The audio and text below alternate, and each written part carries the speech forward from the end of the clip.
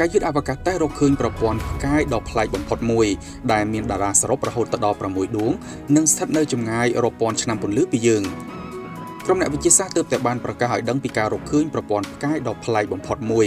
ដែលមានផ្កាយដល់ទៅ6ដួងឯណោះហើយស្ថិតនៅលក្ខណៈជាគូចំនួន3គូតែម្ដងហើយវាស្ថិតនៅចម្ងាយ2000ឆ្នាំពន្លឺពីភពផែនដីដែលមួយឆ្នាំពន្លឺស្មើនឹង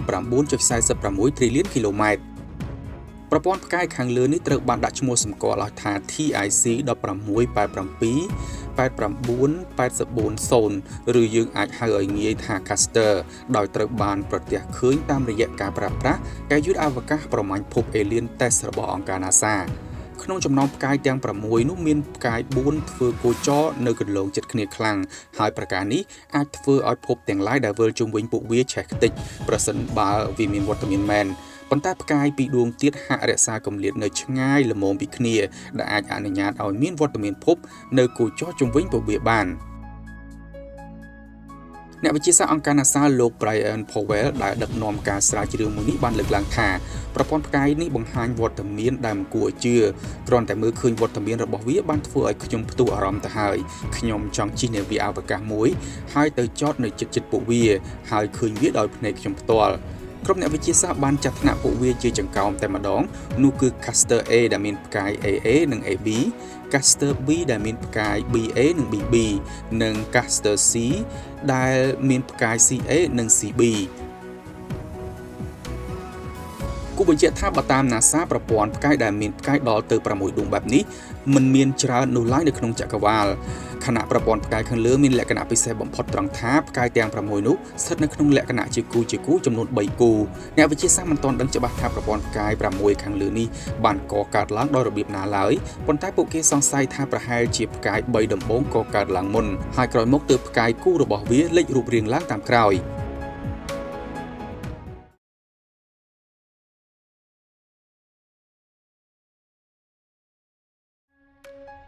ក្រុមតារាវិទូរកឃើញវត្ថុអវកាសចម្លែកមិនដែលជួបប្រទះវាជះថាមពលមកកាន់ផែនដី3ដងក្នុង1ម៉ោងក្រុមតារាវិទូអន្តរជាតិបានរកឃើញវត្ថុអវកាសចម្លែកមួយដែលពួកគេមិនធ្លាប់បានជួបប្រទះនៅក្នុងកាឡែស៊ី Milky Way របស់យើងនេះឡើយដោយវាបានជះចេញនៅកំសួលថាមពលដ៏កម្រោលមកកាន់ភពផែនដីរបស់យើង3ដងក្នុង1ម៉ោងវត្ថុចម្លែកនោះស្ថិតនៅចម្ងាយ4000ឆ្នាំពន្លឺពីភពផែនដីដែលមួយឆ្នាំពន្លឺស្មើនឹង9.46 trillion គីឡូម៉ែត្រវត្ថុដែលក្រុមអ្នកស្រាវជ្រាវអន្តរជាតិមិនទាន់អាចកំណត់ប្រភេទខាងលើនេះត្រូវបានដាក់ឈ្មោះសម្គាល់ឲ្យយ៉ាងវែងអន្លាយប៉ុន្តែយើងអាចហៅយ៉ាងខ្លីថា Glim វាបានបង្ហាញតម្រុយដំបូងនៅពេលដែលការស្ទាបស្ទង់រលកវិទ្យុសញ្ញា Radio Wave នៅក្នុងកាឡែស៊ី Milky Way ត្រូវបានធ្វើឡើងបើតាមក្រុមអ្នកស្រាវជ្រាវ Glim តែងតែជះចេញនៅកំសួលថាមពលយ៉ាងធំធេងមកកាន់ផែនដីយ៉ាងហោចណាស់3ដងនៅក្នុង1ម៉ោងហើយម្ដងគឺមានរយៈពេល60វិនាទីសរុបទៅរៀងរាល់20នាទីម្ដងថាមពលរបស់ Glim តែងតែជះមកកាន់ភពផែនដីយ៉ាងណាក៏ដោយវត្ថុអវកាសនៅក្នុងចម្ពោះដូចជា Glim នេះកន្លងមកតែងតែត្រូវបានក្រុមអ្នកវិទ្យាសាស្ត្រហៅថា Transient ឬវត្ថុបណ្ដោះអាសន្នដែលត្រូវរងចាំការស្រាវជ្រាវដើម្បីកំណត់ប្រភេទឲ្យច្បាស់លាស់សម្រាប់ Transient ពីមុនដែលត្រូវបានក្រុមអ្នកវិទ្យាសាស្ត្រធ្វើការកំណត់ប្រភេទរួចរាល់នោះភាគច្រើនគឺជាតារាដែលកំពុងឈានទៅរកសេចក្តីស្លាប់ឬផុតរលត់ដែលយើងហៅថា Dying Star បន្ទុះ Supernova ឬជាស្នូលនៃផ្កាយស្លាប់ដែលវិលលឿនដែលយើងស្គាល់ថាតារានៅត្រង់នោះទោះជាបែបនេះក្តីទម្រង់នៃឥទ្ធិពលរបស់វត្ថុអវកាស Glim ដែលទើបត្រូវបានអង្កេតខាងលើដោយក្រុមតារាវិទូនៃសាកលវិទ្យាល័យ Curtin នៃតំបន់ Bentley ភាគនិរតីប្រទេសអូស្ត្រាលីត្រូវបានគេដឹងថាមានភាពចម្លែកនិងមិនត្រូវបានរំពឹងទុកថាអាចរកឃើញបែបនេះឡើយក្រុមអ្នកស្រាវជ្រាវបានគិតទុកជាមុនថា Glim អាចជាវត្ថុអវកាសប្រភេទថ្មីមួយផ្សេងទៀតដែលពួកគេមិនធ្លាប់បានជួបប្រទះឬនឹកគិតស្រមៃទៅដល់តារាវិទូ Natasha Hurley Walker អ្នកជំនាញផ្នែកអង្កេតរករលកវិទ្យុសញ្ញាអវកាសនិងជាអ្នកដឹកនាំការស្រាវជ្រាវនៃសាកលវិទ្យាល័យ Curtin បានលើកឡើងថាវត្ថុ Glim បានលេចចេញនិងបាត់សញ្ញាទៅវិញក្នុងរយៈពេល2ទៅ3ម៉ោងអំឡុងការអង្កេតរបស់យើងវាពិតជាមិនគួរឲ្យជឿទាល់តែសោះវាជារឿងដ៏គួរឲ្យព្រឺព្រួចមួយក្នុងនាមជាតារាវិទូម្នាក់ពីព្រោះគ្មានវត្ថុអវកាសណាមួយពីមុនមកបានបញ្ចេញប្រតិកម្មដូចជា Glim នោះឡើយគ គូបញ្ជាក់ថាក្រុមតារាវិទូបានកណនីរកឃើញចំណុចសំខាន់មួយចំនួនរបស់គ្លីមនោះគឺវាមានទំហំតូចជាងព្រះអាទិត្យយើងប៉ុន្តែមានពន្លឺភ្លឺជាងបំភាយរលកវិទ្យុរបស់គ្លីមក៏មានកម្រិតខ្លាំងក្លាផងដែរដោយប្រការនេះអាចបញ្ជាក់ថាវត្ថុដែលអាចបញ្ចេញថាមពលរលកវិទ្យុសកម្មជះមកកាន់ភពផែនដីខ្លាំងក្លាបែបនេះគឺពិតជាមានអំណាចនៃដែនម៉ាញ៉េទិកខ្លាំងអស្ចារ្យណាស់ហើយក៏មិនធ្លាប់មានតារាវិទូណាធ្លាប់បានជួបប្រទះបាតុភូតបែបនេះដែរក្រុមតារាវិទូអន្តរជាតិកំពុងតែបន្តសិក្សាទៅមុខទៀតដើម្បីកំណត់អត្តសញ្ញាណពិតប្រាកដរបស់គ្លីម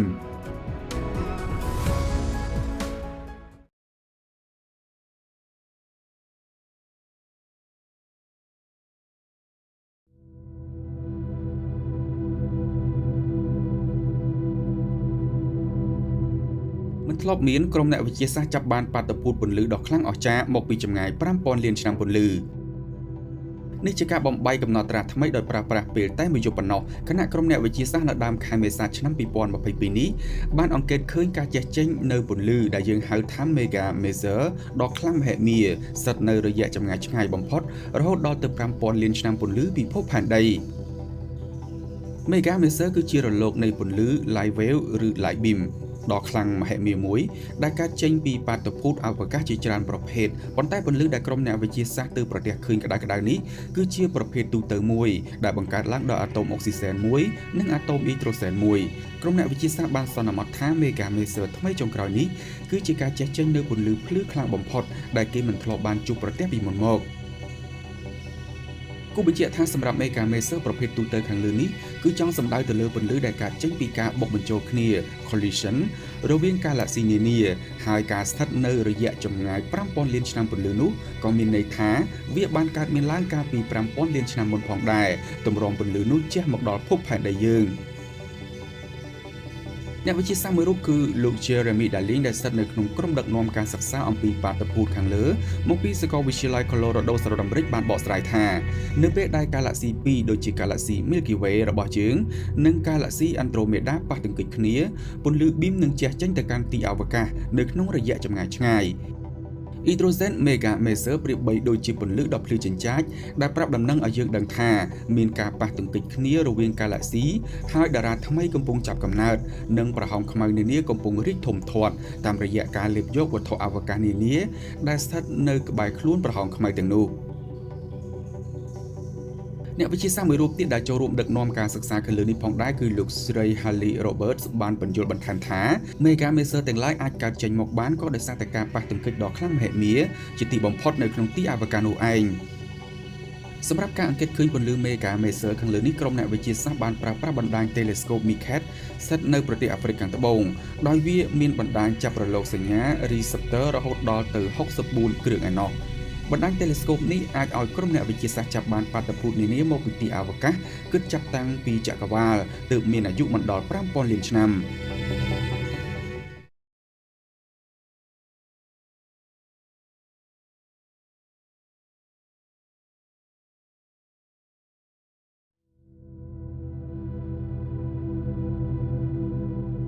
រកឃើញ Galaxy ចម្លែកពួកវាមិនមែនកំពុងផលិតផ្កាយដោយ Galaxy ធម្មតានោះទេមានបាតុភូតចម្លែកទៀតហើយត្រូវបានរកឃើញនៅក្នុងចក្រវាឡរបស់យើងនេះឬយើងអាចហៅជាបណ្ដោះអាសន្នថា Galaxy កម្ររហូតមកទល់នឹងពេលនេះក្រុមអ្នកវិទ្យាសាស្ត្រអាចកំណត់ឈ្មោះបច្ចេកទេសសម្រាប់ហៅ Galaxy កម្រទាំងនោះសិនថា Post-Starburst Galaxy ឬ PSB PSB គឺជាពពួក Galaxy ដែលមិនមែនកំពុងបង្កើតផ្កាយនោះឡើយព្រោះពួកវាជា Galaxy ដែលបានកើតចេញពីការប៉ះទង្គិចរវាង Galaxy នានាដ៏ចលាចលជាទីបំផុតដែលនាំឲ្យបរិស្ថានក្រោយការប៉ះទង្គិចនោះមិនត្រូវបានអនុញ្ញាតឲ្យផ្កាយកកើតឡើងបានខណៈឧស្ម័ននិងធូលីដែលបែកខ្ញែកចេញនោះគឺស្ថិតនៅទ្រឹងឬមិនអាចឲ្យកកើតចេញជាផ្កាយថ្មីការសិក្សាខាងលើនេះបានប្រើប្រាស់ Telescope ALMA ស្ថិតនៅប្រទេសឈីលីដើម្បីសិក្សាស្រាវជ្រាវចំពោះបាតុភូតក្នុងចក្រវាឡដ៏ចម្លែកនោះ ALMA បាននាំឲ្យក្រុមអ្នកវិទ្យាសាស្ត្រអង្កេតដឹងថាក្រោយការបុកបញ្ចូលគ្នាដែលជាភាសាអង់គ្លេសហៅថា merging នៃ Galaxy ទាំងនោះពួកវានៅតែកំពុងរក្សាវត្តមានឧស្ម័នដដែលដោយគេមិនឃើញមានសកម្មភាពបង្កើតផ្កាយណាមួយដែលគួរឲ្យកត់សម្គាល់នោះឡើយនៅពេល Galaxy 2រួមបញ្ចូលគ្នាជាធម្មតាតែងតែនាំឲ្យមានការកកើតផ្កាយថ្មីប៉ុន្តែនៅក្នុងករណី Galaxy កម្រ PSB វិញគឺគ្មានផ្កាយណាកកើតសោះតែម្ដង ក្រុមអ្នកវិទ្យាសាស្ត្របានធ្វើការសន្និដ្ឋានជាបឋមថាបាតុភូតចម្លែកបែបនេះគឺទំនងជាបណ្ដាលមកពីប្រភេទឧស្ម័ននិងធូលីដែលជាធាតុផ្សំសំខាន់នៅក្នុងការជំរុញឲ្យមានផ្កាយថ្មីកកើតឡើងនោះបានខ្ទាតចេញទៅកាន់ទីអវកាសនៅពេលកាឡាក់ស៊ីពីរនោះរួមបញ្ចូលគ្នាប៉ុន្តែបើយោងតាមទិន្នន័យពីអាល់ម៉ានៅក្នុងការសិក្សាថ្មីវិញខណៈដែលកាឡាក់ស៊ីកម្រ PSB អាចបង្ហាត់ឧស្ម័នរបស់ពួកវាដែលគួរតែក្លាយជាឥន្ធនៈគ្រប់គ្រាន់ក្នុងការជំរុញសកម្មភាពបង្កើតផ្កាយនោះពួកវាហាក់នៅតែស្ងប់ស្ងាត់ដដែលជុំវិញចម្ងល់ខាងលើនេះតារាវិទូ Adam Smersina មកពីសាកលវិទ្យាល័យ Washington សហរដ្ឋអាមេរិកដែលជាអ្នកចូលរួមការស្រាវជ្រាវអំពី PSB បានពន្យល់ថាខណៈដែលឧស្ម័នរួមគ្នានេះគួរតែជាឱកាសបង្កើតផ្កាយប្រកបដោយប្រសិទ្ធភាពតែវាបែរជាមិនដូចការគិតទេតាមពិតទៅវាមានប្រសិទ្ធភាពមិនដល់ 10% នោះឡើយនៃឧស្ម័នប្រកបដោយប្រសិទ្ធភាពសម្រាប់ការបង្កើតផ្កាយស្របពេលដែលអ្នកស្រាវជ្រាវមិនប្រកាសទាំងស្រុងថាហេតុអ្វីបានជាផ្កាយមិនត្រូវបានបង្កើតនោះពួកគេបានបង្កើតទ្រឹស្ដីមួយដើម្បីពន្យល់ស្ថានភាពនោះតារាវិទូ Smersina បានបកស្រាយថាក្នុងករណីនេះការបង្កើតផ្កាយអាចនឹងត្រូវបានបង្ក្រាបដោយសារតែភាពច្របូកច្របល់ខ្លាំងនៅក្នុងបណ្ដុំឧស្ម័នទោះជាយ៉ាងណាក៏ដោយការបង្កើតផ្កាយក៏អាចត្រូវបានរារាំងដោយភាពច្របូកច្របល់ផងដែរដូចជាខ្យល់អាចបក់ឲ្យភ្លើងកាន់តែឆេះកញ្ជ្រោលឡើងជាដើមដូច្នេះការយល់ដឹងអំពីអ្វីដែលកំពុងជំរុញឲ្យមានបរិស្ថានដ៏ច្របូកច្របល់នេះនឹងថាតើវាបាននឹងកំពុងរួមចំណែកដល់ការរាំងស្ទះដំណើរបង្កើតផ្កាយក្នុងកម្រិតណានោះគឺសុទ្ធសឹងជាសំណួរដែលនៅសេសសល់ក្នុងកិច្ចការងារនេះ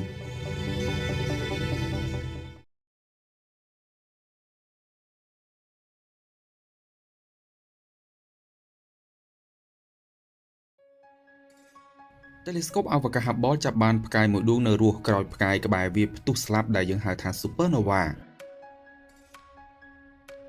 Telescope អវកាសចាស់វស្សារបស់អង្គការ NASA នោះគឺ Hubble ទើបតែបានប្រើកាមេរ៉ាគុណភាពខ្ពស់ Wide Field Camera 3របស់វាផ្ដិតយកទិដ្ឋភាពផ្កាយមួយដួងស្ថិតនៅក្នុង Galaxy NGC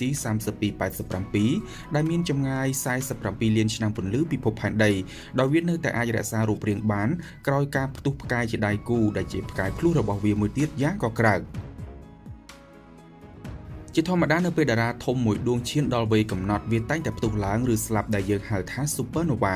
ការផ្ទុះបែបនេះតែងតែជះពន្លឺចេញពីពេញ Galaxy ហើយ Galaxy ក្បែរខាងរបស់វាក៏អាចមើលឃើញពន្លឺនៃ Supernova នោះផងដែរ Hubble បានសង្កេតមើលបន្ទុះ Supernova ដែលមានឈ្មោះសម្គាល់ថា SN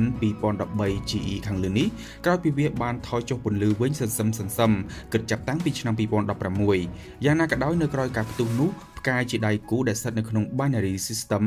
របស់វាបានបាត់ខ្លួនមួយរយៈនៅក្នុងបរិស្ថានដ៏ចលាចលក្រោយបន្ទុះ Supernova នោះជុំវិញទិដ្ឋភាពខាងលើនេះតារាវិទូ Ori Fox មកពីវិទ្យាស្ថានវិទ្យាសាស្ត្រ Telescope នៃរដ្ឋ Maryland សហរដ្ឋអាមេរិកនិងជាអ្នកដែលចូលរួមក្នុងកម្មវិធីសិក្សាដោយប្រើប្រាស់ Hubble ផងដែរនោះបានថ្លែងថានេះជាខណៈពេលដែលយើងបានទន្ទឹងរង់ចាំជាយូរមកហើយនោះគឺការមើលឃើញវត្តមានផ្កាយជាដៃគូនៃផ្កាយដែលបានផ្ទុះខ្ទេចក្នុងបាតុភូត Supernovaគូបញ្ជាក់ថាការសិក្សាអំពីបន្ទុះ Supernova ឈ្មោះ SN 2013 GE ដែលស្ថិតនៅក្នុងប្រព័ន្ធផ្កាយភ្លឺនោះបានជួយឲ្យក្រុមអ្នកវិទ្យាសាស្ត្រស្វែងយល់បន្ថែមទៅលើតារាមួយចំនួនដែលបានអស់ឧស្ម័នអ៊ីដ្រូសែននៅពេលជិតកើតមានបន្ទុះ Supernova បាតុភូតនេះអាចបណ្ដាលមកពីផ្កាយជាដៃគូរបស់វាបានស្រូបយកអ៊ីដ្រូសែននោះអស់មុនពេលកើតមានបន្ទុះ Supernovaអ្វីបន្ថែមពីនេះក្រុមអ្នកវិទ្យាសាស្ត្រកំពុងឆ្វេងយល់ថាការរក្សាវត្តមានដដែលរបស់តារាជាដៃគូនៅក្រោយបន្ទុះ Supernova ឈ្មោះ SN 2013 GE កើតឡើងគឺជាការយល់ដឹងអំពីបុគ្គលិកលក្ខណៈនៃតារាដែលបានផ្ទុះនោះព្រោះបន្ទាប់មកទៀតវាតែងតែវិវត្តទៅជាតារាណឺត្រុងឬប្រហោងខ្មៅ SN 2013 GE គឺជាប្រភេទតារាមានម៉ាស់ធំដូច្នេះអនាគតទៅមុខរបស់វាក៏នឹងអាចក្លាយជាតារាណឺត្រុងឬក៏អាចក្លាយទៅជាប្រហោងខ្មៅនោះឯង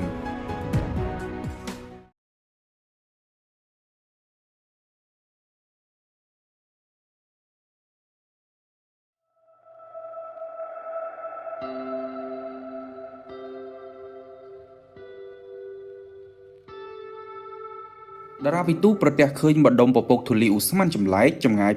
532ឆ្នាំពន្លឺពីភពផែនដីបណ្ដុំពពកធូលីឧស្ម័នដ៏កញ្ជ្រោលនិងចម្លែកបំផុតត្រូវបានក្រុមតារាវិទូអន្តរជាតិប្រទះឃើញនៅក្នុងទីអវកាសចម្ងាយ532ឆ្នាំពន្លឺពីភពផែនដីដោយមួយឆ្នាំពន្លឺស្មើនឹង 9.46 ទ្រីលានគីឡូម៉ែត្រខណៈចម្លើយពិតប្រាកដចំពោះអភូតហេតុនោះនៅមិនទាន់ត្រូវបានបញ្ជាក់នោះឡើយ ជាធម្មតាបាតុភូតដូចខាងលើនេះត្រូវបានក្រុមអ្នកវិទ្យាសាស្ត្រហៅថាបណ្ដុំពពកដែលមានចលនាលឿនឬ HVC High Velocity Clouds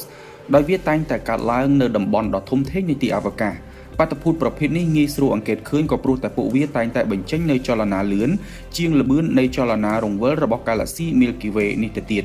រាប់ទសវត្សរ៍មកហើយក្រុមអ្នកស្រាវជ្រាវបានជួបក្តីមន្ទិលជុំវិញហេតុការណ៍នៅពីក្រោយ HVC ទាំងនោះប៉ុន្តែក្រោយការព្យាយាមអង្កេតនិងសិក្សាតាមរយៈ telescope នានាទើបពួកគេអាចទទួលបានចម្លើយជាបន្តបន្ទាប់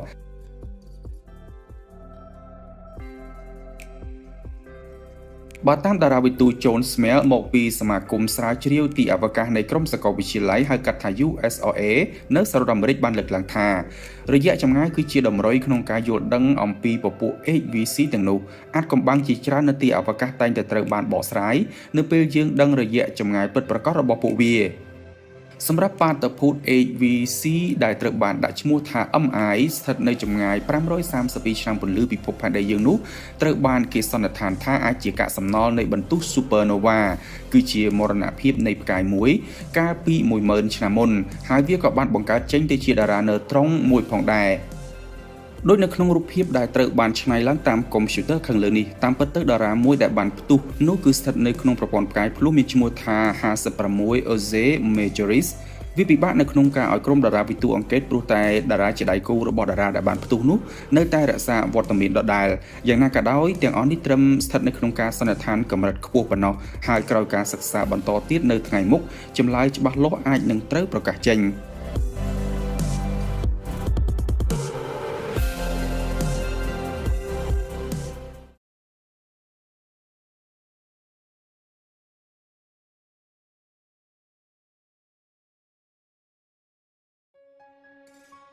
នេះជាភស្តុតាងដំបូងនិងស្ទើរមិនគួរឲ្យជឿសម្រាប់ក្រុមតារាវិទូក្នុងការប្រទះឃើញអ្វីដែលអនាគតអាចក្លាយទៅជាភពមួយគូស្ថិតនៅក្នុងគន្លងគោចរតែមួយនៅជុំវិញផ្កាយមួយដួងដែលមានចម្ងាយជិត400ឆ្នាំពន្លឺពិភពផែនដីមួយឆ្នាំពន្លឺស្មើនឹង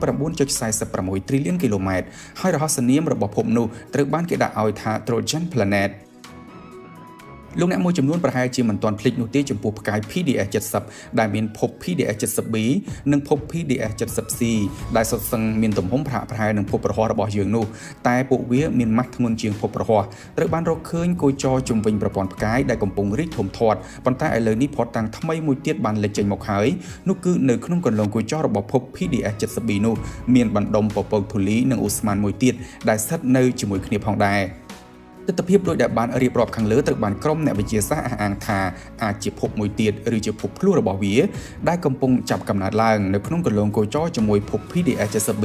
ហើយបណ្ដុំពពកធូលីមួយនោះមានម៉ាស់ស្មើនឹងម៉ាស់ព្រះច័ន្ទរបស់ភពផែនដីយើងប្រមាណជា2ដងដែលស្ថានភាពនេះវាពិតជាអាចបន្តប្រមូលផ្ដុំកំទេចធូលីរួចคล้ายទៅជាភពពេញលក្ខណៈមួយបាននៅថ្ងៃមុខដោយសារតែបែបនេះហើយទើបក្រុមតារាវិទូដាក់រហស្សនាមឲ្យថា Trojan Planet ពពួក Trojan Planet ឬអាចហៅជាភាសាបច្ចេកទេសតែម្ដងថា Co-orbital Planet នេះត្រូវបានក្រុមតារាវិទូបង្កើតចេញជាគំរូទ្រឹស្ដីឡើងប្រមាណ2ទសវត្សរ៍មកហើយដោយចង់សម្ដៅទៅលើភាពដែលអាចទៅរួចនៃភព2ក្នុងការគោចរលើគន្លងឬ orbit តែមួយជុំវិញផ្កាយមួយដួងនោះលោកអ្នកនាងក៏ទំនងជាចងចាំប្រធានបទមួយដែលត្រូវបានពន្យល់អំពីភពផែនដីភ្លោះផងដែរជុំវិញលទ្ធផលអង្កេតនិងសិក្សាខាងលើនេះតារាវិទូ Olga Balcelobrerusa ដែលជាអ្នកដឹកនាំកម្មវិធីសិក្សាមកពីមជ្ឈមណ្ឌលតារាសាស្ត្រនិងអវកាសរបស់អង្គការ NASA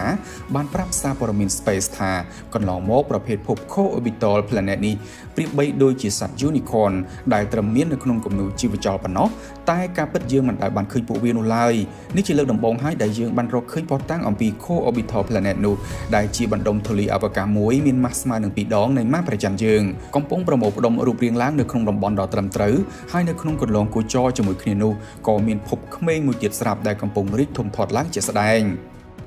គូបញ្ជាក់ថាការរកឃើញបណ្ដុំពពកធូលីដែលអាចជាភពមួយទៀតកំពុងចាប់កំណើតនៅក្នុងគន្លងគោចរជាមួយភព PDS 70B នោះត្រូវបានធ្វើឡើងតាមរយៈបណ្ដាញ Telescope Atacama Large Millimeter និង Sub Millimeter Array ឬយើងអាចហៅយ៉ាងខ្លីថា ALMA ស្ថិតនៅប្រទេសឈីលី តំបន់ដែលបេក្ខភាព Trojan Planet នេះកំពុងស្ថិតនៅត្រូវបានគេហៅថាតំបន់ Lagrangian Region L5 ប្រព័ន្ធផ្កាយ PDS 70នោះទើបមានអាយុ5លានឆ្នាំប៉ុណ្ណោះហើយភពទាំងពីរក៏កំពុងរីកធំធាត់ឡើងក្នុងលក្ខណៈជា Protoplanetary Disk ឬបន្ទះឌីសនៃភពកំពុងចាប់កំណើតផងដែរសម្រាប់ប្រព័ន្ធផ្កាយ PDS 70នេះក៏ធ្លាប់បង្កការភ្ញាក់ផ្អើលម្ដងរួចមកហើយដែរកាលពីអំឡុងពាក់កណ្ដាលឆ្នាំ2021ដោយកាលនោះក្រុមតារាវិទូបានប្រទះឃើញអ្វីដែលគេជឿជាក់ថាជាព្រះច័ន្ទកំពុងកកើតឡើងនៅនឹងភ្នែកជាលើកដំបូងនៅជុំវិញភពទី2របស់ប្រព័ន្ធផ្កាយនេះនោះគឺភព PDS 70C ហើយប្រសិនបើលើកនេះភពភ្លោះ Trojan ត្រូវបានបញ្ជាក់វត្តមានជាផ្លូវការទៀតនោះប្រព័ន្ធផ្កាយ PDS 70នេះនឹងក្លាយជាគោលដៅឲ្យមនុស្សលោកធ្វើការសិក្សាស្វែងយល់បន្ថែមអំពីដំណើរកកើតផ្កាយភពនិងព្រះច័ន្ទប្រកបដោយឧទាហរណ៍ជាក់ស្ដែងជាមិនខាន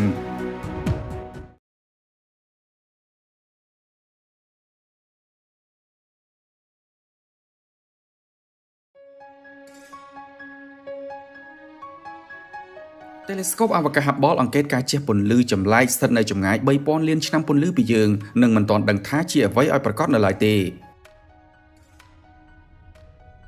ការផ្ទុះដ៏មហិមាមួយត្រូវបាន Telescope អវកាស Hubble អង្កេតហើយគេនៅមិនទាន់ដឹងថានោះជាអ្វីឲ្យប្រកាសឡើយព្រោះតែអានុភាពនៃការផ្ទុះនោះធំធេងជាងបន្ទុះ Supernova ទូទៅឆ្ងាយណាស់បើតាមក្រុមតារាវិទូការផ្ទុះនោះបានបង្កើតជាបណ្ដុំពន្លឺ flashlight នៅត្រង់ចន្លោះរវាង Galaxy 2និងមានចម្ងាយខ្ទង់ 3000 លានឆ្នាំពន្លឺពីផែនដីមួយឆ្នាំពន្លឺស្មើនឹង 9.46 trillion គីឡូម៉ែត្របើតាមក្រុមតារាវិទូបន្ទុះដ៏ខ្លាំងអស្ចារ្យដែលយើងអាចនិយាយបានថាជាការផ្ទុះជះចេញនៅពន្លឺពណ៌ខៀវ Blue Light ដ៏ខ្លាំងអស្ចារ្យបំផុតក្នុងចក្រវាឡនេះបានអូសបន្លាយតែរយៈពេល2ទៅ3ថ្ងៃប៉ុណ្ណោះវាជាព្រឹត្តិការណ៍ដ៏កម្រដែលកន្លងមកនេះត្រូវបានគេហៅថាការជះពន្លឺអុបទិកពណ៌ខៀវមួយរយៈខ្លី Luminous Fast Blue Optical Transient ឬ LFBOTទោះបីជាព្រឹត្តិការណ៍ប្រភេទដូចខាងលើនេះត្រូវបានគេហៅថា LFBOT តែពពួកពន្លឺប្រភេទនេះគឺកំពុងស្ថិតនៅក្នុងអាថ៌កំបាំងសុទ្ធសាធតែម្ដងព្រោះក្រុមតារាវិទូមិនទាន់អាចសន្មត់ 100% ថាពួកវាជាអ្វីនោះឡើយបាតុភូតចក្រវាឡប្រភេទនេះត្រូវបានរកឃើញជាលើកដំបូងកាលពីឆ្នាំ2018គឺថ្មីនេះប៉ុណ្ណោះដោយវាមានឈ្មោះសម្គាល់ថា AT 2018 Khau ហើយក៏មានប្រភពចេញពីដៃ Spiral Arm របស់ Galaxy មួយស្ថិតនៅចម្ងាយ200លានឆ្នាំពន្លឺពីយើងជាមួយនឹងរហស្សនាម The Khau វាភ្លឺជាងបន្ទុះ Supernova ទូទៅរហូតដល់ទៅ100ដងហើយក៏នៅតែភ្លឺខ្លាំងផងដែរទាំងនៅក្នុងកម្រិតរលកវិទ្យុ Radio Wave ពន្លឺស្វ័យ Ultra Violet និងកាំរស្មី X ប្រសិនបើវាជា Supernova នោះប្រកាសជា Supernova ដ៏ចម្លែកណាស់ព្រោះបាតុភូត Supernova ឬការផ្ទុះស្លាប់នៃផ្កាយជាទូទៅតែងតែបញ្ចេញពន្លឺរាប់សប្តាហ៍ឬអាចឈានចូលដល់រាប់ខែជាមួយនឹងទម្រង់វិសាលគមដែលត្រូវបានគេយល់ដឹងរួចមកហើយប៉ុន្តែសម្រាប់ LFBOT នេះវាបានបញ្ចេញពន្លឺតែមួយឆ្វាចហើយក៏បាត់ទៅវិញនៅក្នុងរយៈពេល2ទៅ3ថ្ងៃប៉ុណ្ណោះករណីប្រភេទនេះក៏បានកើតមានឡើងបន្ទាប់ពីឆ្នាំ2018នោះផងដែរដោយក្រុមតារាវិទូបានដាក់រហស្សនាមឲ្យថា The Camel, The Koala និង The Tasmanian Devil សម្រាប់បាតុភូត LFBOT ចុងក្រោយនៅក្នុងឆ្នាំ2023នេះត្រូវបាន Telescope Zwicky Transient Facility ឬ ZTF ស្ថិតនៅក្នុងមន្ទីរអង្កេតតារា Paloma នៃរដ្ឋ California សហរដ្ឋអាមេរិកចាប់បាននិងដាក់ឈ្មោះសម្គាល់ថា AT 2023 FAN ជាមួយនឹងរហស្សនាមថា The Finch Telescope Gemini South នៅប្រទេសឈីលីត្រូវបានប្រើប្រាស់ដើម្បីគណនាអំពីកម្រិតកម្ដៅរបស់ The Finch ហើយលទ្ធផលចេញមកគឺ 20,000 អង្សាសេកម្រិតកម្ដៅនេះគឺមិនក្ដៅខ្លាំងដូចជាពពួកតារាយក្សឬក៏បន្ទុះ Supernova ជាទូទៅនោះឡើយតាមរយៈការគណនាទម្រង់ពន្លឺក្រហម Redshift បានឲ្យដឹងថា The Finch មានចម្ងាយ 3000 លានឆ្នាំពន្លឺពីយើងដែលរយៈចម្ងាយបែបនេះមានតែ Telescope អវកាស Hubble ប៉ុណ្ណោះទើបអាចមានសមត្ថភាពអង្កេតដឹងពីវាតើ Telescope អវកាស Hubble អាចបញ្ជាក់អ្វីចំពោះ The Finch នោះក្រោយការអង្កេតរបស់ Hubble ក្រុមតារាវិទូមានការភ្ញាក់ផ្អើលជាខ្លាំងព្រោះពួកគេបានរកឃើញថា The Finch មិនមែនស្ថិតនៅក្នុង Galaxy ណាមួយឡើយមួយវិញទៀត LFBOT កន្លងមកនេះតែងតែត្រូវបានរកឃើញចេញពីតំបន់ដៃ Spiral Arm របស់ Galaxy ប៉ុន្តែចំពោះ The Finch វិញត្រូវបាន Hubble រកឃើញថាស្ថិតនៅតំបន់អន្តរ Galaxy Intergalactic Space ដោយវាស្ថិតនៅចម្ងាយ 50,000 ឆ្នាំពន្លឺពី Galaxy រាងគូតខ្យងធំមួយនិង 15,000 ឆ្នាំពន្លឺពី Galaxy តូចមួយទៀត ទីតាំងខាងលើនេះហាក់ប្រឆាំងនឹងគំនិតដែលថា The Thing អាចជា Supernova តារាវិទូខ្លះបានគិតថាពួកវាអាចជាតារាយក្សមួយដែលត្រូវបានធាក់ចេញពី Galaxy មួយទៅកាន់តំបន់អន្តរ Galaxy ហើយក៏កើតមានបន្ទុះ Supernova ដ៏ចម្លែកប៉ុន្តែតារាធំៗមានអាយុជីវិតត្រឹមតែ2ទៅ3លានឆ្នាំប៉ុណ្ណោះដែលប្រការនេះពិតជាមិនអាចឲ្យវារក្សាវត្តមានរហូតចល័តដល់ចំណុចអន្តរ Galaxy នោះឡើយជុំវិញចម្ងល់ខាងលើនេះតារាវិទូ Ashley Grimes មកពីអង្គការអវកាសអឺរ៉ុប ESA បានលើកឡើងថាការសិក្សាអំពី LFBOTs កាន់តែច្រើនពេលណានោះយើងនឹងកាន់តែភ្ញាក់ផ្អើលខ្លាំងពេលនោះយើងបានបង្ហាញថា LFBOT អាចលេចឡើងនៅឆ្ងាយពីចំណុចកណ្ដាលនៃ Galaxy ដែលស្ថិតនៅគៀកវាហើយទីតាំងរបស់ The Thing នោះមិនមែនជាអ្វីមួយដែលយើងរំពឹងទុកថាអាចកើតមាន Supernova ទៅរួចនោះឡើយតើ The Thing អាចជាអ្វីដើម្បីជាពន្លឺនៃការយល់ដឹងនិងវិភាគជាបឋមក្រុមតារាវិទូបានផ្ដល់ការសន្និដ្ឋានចំនួន2ចំពោះការពិតដែលអាចទៅរួចនៃ The Thing ដូចខាងក្រោមទី1បាតុភូត The Thing អាចជាផ្កាយមួយដែលត្រូវបានពុះហែកដោយប្រហោងខ្មៅ Black Hole កម្រិតមធ្យមណាមួយដោយ Black Hole នោះអាចមានម៉ាស់ចន្លោះពី100ទៅ2ឬ3000លានដងនៃម៉ាស់របស់ព្រះអាទិត្យយើងប្រសិនបើ The Thing មានវត្តមាននៅក្នុងក្រុមផ្កាយឬ Galaxy រណប Globular Cluster នោះការសន្និដ្ឋាននេះពិតជាសមហេតុផលព្រោះនៅក្នុង Globular Cluster ក៏មាននៅប្រហោងខ្មៅដែរTelescope អវកាស James Webb ដែលមានកែវអុបទិកប្រកបដោយឥទ្ធិពលពិតជាអាចសិក្សាលើប្រធានបទនេះបាននៅថ្ងៃអនាគតទី2បាតុភូត The Thing អាចជាព្រឹត្តិការណ៍ Supernova ពិសេសមួយដែលយើងទើបដឹងឮថ្មីនេះនោះគឺ Kilonova Kilonova គឺជាលទ្ធផលបានមកពីការបុកគ្នារវាងតារាណឺត្រុង Neutron Star ចំនួន2ឬក៏ពេលខ្លះរវាងតារាណឺត្រុងជាមួយនឹង Black Hole មួយទៀតយ៉ាងណាក៏ដោយ3000លានឆ្នាំពន្លឺពិតជារយៈចម្ងាយដ៏មហាសាលឆ្ងាយនិងជាអតីតកាលដ៏មហាយូរអង្វែងដែលទាំងនេះពិតជាលំបាកខ្លាំងណាស់ក្នុងការឲ្យក្រុមអ្នកវិទ្យាសាស្ត្រធ្វើការអង្កេតនិងវែកញែកមានតែការសិក្សាបន្តទៅមុខទៀតប៉ុណ្ណោះទើបអាចឲ្យយើងរកឃើញការពន្យល់ដ៏សមស្របមួយបាន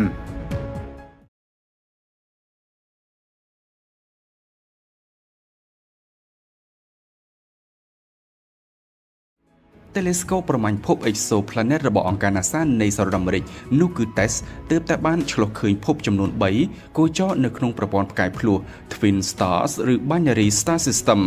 ហើយក្រុមអ្នកវិទ្យាសាស្ត្របានសន្និដ្ឋានទៀតថាទិដ្ឋភាពលើភពទាំងនោះទំនងជាមិនសូវខុសពីឈុតមួយក្នុងខ្សែភាពយន្ត Star Wars ប៉ុន្មាននោះឡើយប៉ុន្តែជប់សិនតើភាពពិសេសបំផុតស្ថិតនៅត្រង់ណានិងថាតើអាចមានជីវិតលើភពទាំងនោះដែរឬទេប្រព័ន្ធផ្កាយភ្លុះនោះមានភាពស្មុគស្មាញនិងត្រូវបានក្រុមអ្នកវិទ្យាសាស្ត្រជឿជាក់ថាជាគោលដៅនៃការសិក្សាដ៏មានប្រយោជន៍សម្រាប់ឲ្យពួកគេយល់ដឹងអំពីវត្តមានភពដែលអាចកកើតនិងរក្សាវត្តមាននៅក្នុងប្រព័ន្ធផ្កាយប្រភេទនោះ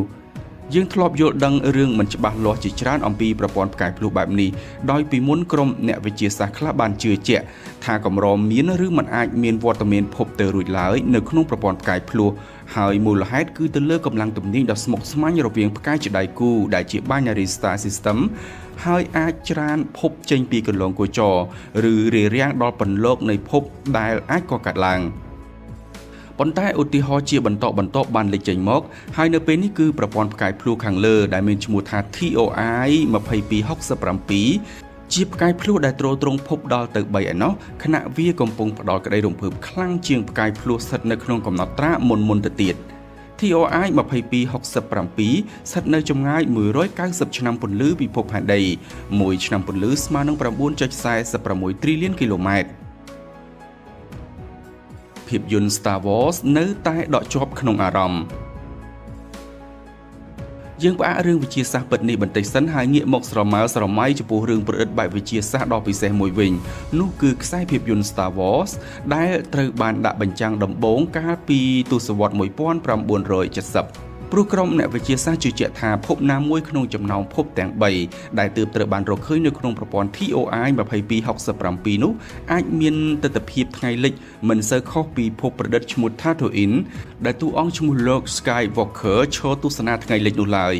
ហើយនោះគឺជាទិដ្ឋភាពព្រះអាទិត្យ2លិចនៅជើងមេឃតែមួយនៃភពនោះតើអ្នកចង់ឃើញបែបនេះឬយ៉ាងហោចណាស់ដែលសុបិនឃើញបែបនេះដែរឬទេ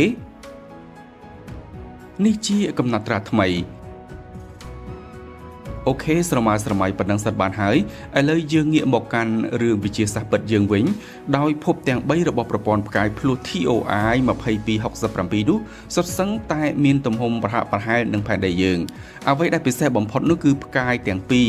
គឺ TOI 2267A និង TOI 2267B សុទ្ធតែមានភពគោចរជុំវិញរៀងៗខ្លួនដោយផ្កាយ TOI 2267A មានភពចំនួន2គោចរជុំវិញដោយយើងអាចដាក់ឈ្មោះឲ្យវាថា TOI 2267AB និង TOI 2267AC ខណៈផ្កាយ TOI 2267B វិញគឺមានតែភពមួយប៉ុណ្ណោះគោចរជុំវិញយើងអាចដាក់ឈ្មោះឲ្យវាថា TOI 2267BB យ៉ាងណាក៏ដោយយើងមិនទាន់អាចប្រកាសថាមានភពតែ3នេះនៅក្នុងប្រព័ន្ធនេះឡើយដោយការសង្កេតនៅតែត្រូវបន្តទៅមុខទៀតសម្រាប់ផ្កាយ TOI 2267A និង B ជាប្រភេទផ្កាយក្រហមទំហំតូចនិងកម្ដៅទាប Ultra Cool Dwarf Star ដោយ A ស្ថិតនៅក្នុងកម្រិត M5V និង B វិញស្ថិតនៅក្នុងកម្រិត M6V ផ្កាយចំពុកនេះគឺតូចជាងស្រាលជាងនិងមិនសូវក្ដៅឡើយបើធៀបនឹងព្រះអាទិត្យយើង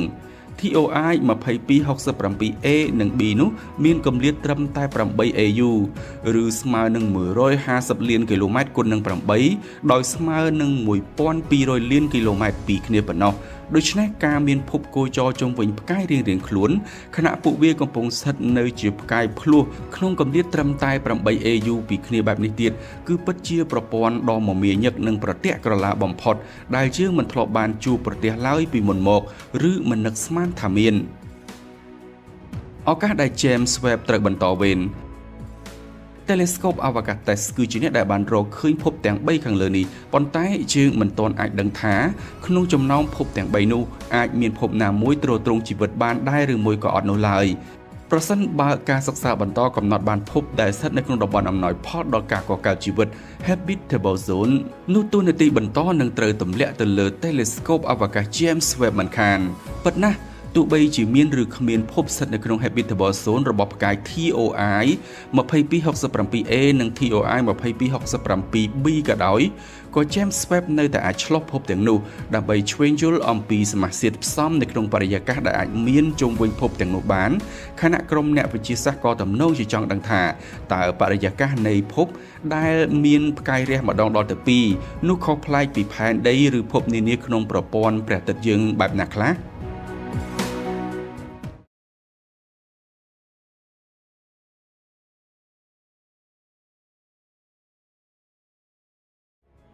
ប្រសិនបើអ្នកគិតថាផ្កាយព្រិចៗលើមេឃផែនដីពីរាត្រីគ្មានសកម្មភាពអ្វីសោះនោះជាការគិតខុសហើយផ្កាយខ្លះមានភពគោចរជុំវិញដោយប្រព័ន្ធព្រះអាទិត្យយើងដែរឯខ្លះទៀតគ្មានកូនចៅនឹងគេខណៈផ្កាយយក្សមួយចំនួនមានភាពពុះកញ្ជ្រោលដល់អណ្ដាតភ្លើងដូចជា Betelgeuse ជាដើម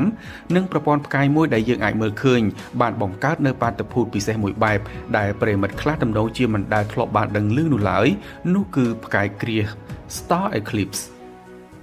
ប៉ុន្តែបាតុភូតផ្កាយគ្រាសពិតជាមានមែនហើយបាតុភូតនោះទើបតែត្រូវបានអង្គការ NASA បញ្ជាក់ជាថ្មីកាលពីពាក់កណ្ដាលខែមករាឆ្នាំ2026នេះថាត្រូវបានសង្កេតឃើញដោយ Telescope អវកាស TESS អ្វីដែលកាន់តែពិសេសគឺប្រព័ន្ធផ្កាយដែលកើតមានបាតុភូតផ្កាយគ្រាសនោះអាចឲ្យយើងមើលឃើញនឹងភ្នែកលើផ្ទៃមេឃផែនដីពេលរាត្រីតែម្ដងដោយស្ថិតនៅក្នុងតារានិករ Draco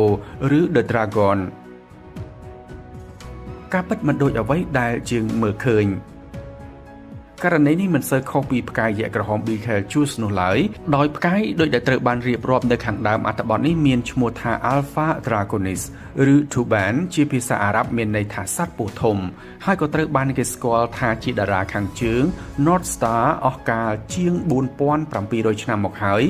ឬនៅអំឡុងពេលដែលអេស៊ីបបានចាប់ផ្ដើមកសាងប្រាសាទពីរ៉ាមីតពីដំបូងមកម្ល៉េះ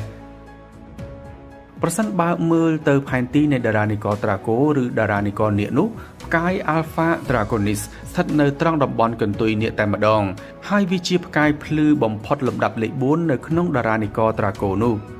អ្វីដែលក្រុមតារាវិទូពីបុរាណមិនអាចនឹកស្មានដល់នោះគឺផ្កាយ Alpha Draconis មិនមែនជាផ្កាយទល់ដោយព្រះអាទិត្យយើងឡើយតែវាជាផ្កាយភ្លោះ Binary Star System ដែលមានផ្កាយពណ៌សចំនួន2គោចរជំវិញគ្នាទៅវិញទៅមកនោះគឺ Alpha Draconis A និង Alpha Draconis B សម្រាប់ផ្កាយ A មានទំហំធំនិងពន្លឺខ្លាំងជាង B តែប្រសិនបើមើលពិភពផែនដីយើងទៅលើមេឃធម្មតាយើងនឹងឃើញពួកវាដូចជាផ្កាយមួយដួងប៉ុណ្ណោះព្រោះគម្លាតរវាងផ្កាយ A និង B គឺត្រឹមតែជាង60លានគីឡូម៉ែត្រពីគ្នាជាមធ្យមខណៈចម្ងាយរវាងផ្កាយទាំងពីរពីផែនដីយើងគឺខ្ទង់270ទៅ300ឆ្នាំពន្លឺឯណោះដំណើរនៃបាតុភូតផ្កាយគ្រាប៉ុន្តែនៅពេលដែលផ្កាយទាំងពីរគោចរជុំវិញគ្នាទៅវិញទៅមកនោះវានឹងមានឱកាសដែលផ្កាយមួយអាចមកបិទបាំងវត្តមានរបស់ផ្កាយមួយទៀតមិនឲ្យ telescope ពីផែនដីមើលឃើញនោះឯងដោយបាតុភូតនេះយើងអាចហៅថាផ្កាយគ្រាឬ star eclipse ដែលអាចកើតមានឡើងនៅរៀងរាល់ 51.4 ថ្ងៃម្ដងនៃពេលវេលាលើភពផែនដីខណៈ telescope អវកាស TESS បានចាប់បានបាតុភូតបែបនេះតាំងតែពីអំឡុងឆ្នាំ2019មកម្ល៉េះយោងតាមការសង្កេតដោយ TESS ដែលត្រូវបានធ្វើឡើងប្រមាណ27ថ្ងៃជាប់គ្នាចំពោះផ្កាយភ្លោះ Alpha Draconis នោះយើងអាចដឹងថាការថយចុះពន្លឺវាបានកាត់ឡើងបន្តិចនៅពេលដែលបាតុភូតផ្កាយគ្រាសរវាង A និង B នោះកើតឡើងហើយវាមានរយៈពេលខ្ទង់1ម៉ោងផ្ទុយពីបាតុភូតច័ន្ទគ្រាសនិងសូរ្យគ្រាសបាតុភូតផ្កាយគ្រាសនេះមិនបង្កឲ្យមានការបិទបាំងពន្លឺខ្លាំងនោះឡើយព្រោះតួអង្គទាំងពីរសុទ្ធតែជាផ្កាយដែលបញ្ចេញពន្លឺខ្លាំងដូចគ្នាគួរបញ្ជាក់ថាសម្រាប់ផ្កាយ Alpha Draconis A ដែលមានទំហំធំនិងម៉ាស់ធ្ងន់ជាងនោះគឺស្ថិតនៅក្នុងជំពូក Type A Star ខណៈ Alpha Draconis B ដែលតូចជាងនោះក៏ដូចគ្នាដែរគ្រាន់តែមានកម្រិតពន្លឺខុសគ្នាព្រោះទំហំប៉ុណ្ណោះមួយវិញទៀតផ្កាយទាំងពីរសុទ្ធតែធំនិងធ្ងន់ជាងព្រះអាទិត្យយើងដោយ Alpha Draconis A ឬរហស្សនាមតារាយៈពណ៌សអាចធ្ងន់ជាងព្រះអាទិត្យយើងដល់ទៅ4ដងនិង Alpha Draconis B អាចធ្ងន់ជាងព្រះអាទិត្យយើង 3.5 ដងហើយក៏ត្រឹមឆ្នាំ2026នេះគ្មានភព exoplanet ណាមួយត្រូវបានរកឃើញនៅក្នុងប្រព័ន្ធផ្កាយភ្លោះ Alpha Draconis នៅឡើយទេ